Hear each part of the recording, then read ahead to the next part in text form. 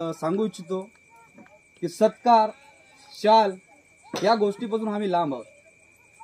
कारण या मानपानाच्या गोष्टी, माझं नाव नाही तुझं नाव नाही, माझा सत्कार झाला नाही तुझा सत्कार झाला नाही, या गोष्टीमुळेच आज आपल्या महाराष्ट्राच्या चळवळीचा, आंबेडकरी चळवळीचा सत्यानाश झालेला आहे।